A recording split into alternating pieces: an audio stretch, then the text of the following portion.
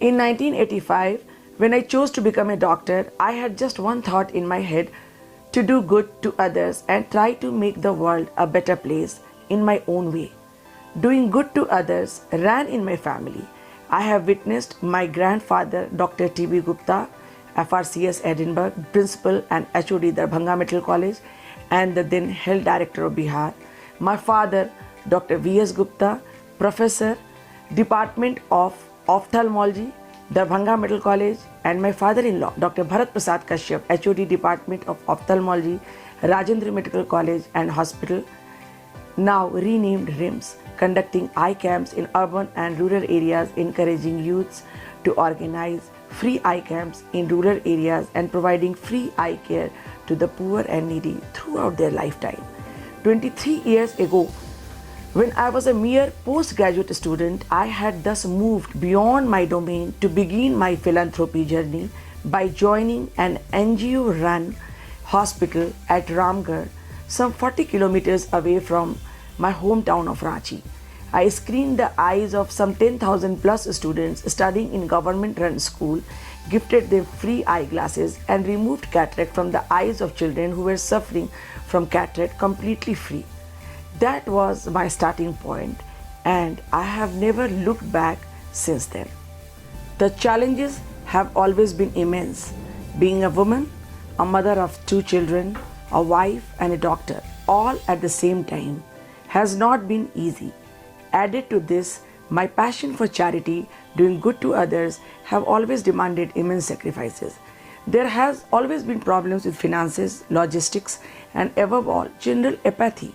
Charity carries a hefty price tag in terms of medicines, operation theatre expenses, payment of salaries to supporting staff, cost of travel, phone bills, and a host other similar operating expenses.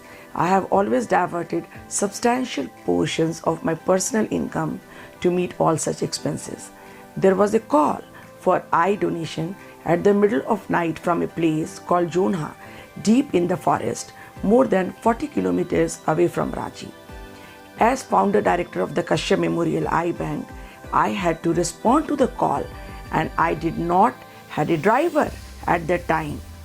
Though I was dead afraid, finding no other options, I informed the Jonha police station, drove down more than 40 kilometers in the dead of the night along with few supporting staff and my husband, and successfully extracted the corneas, which were later transplanted free to 2 needy people.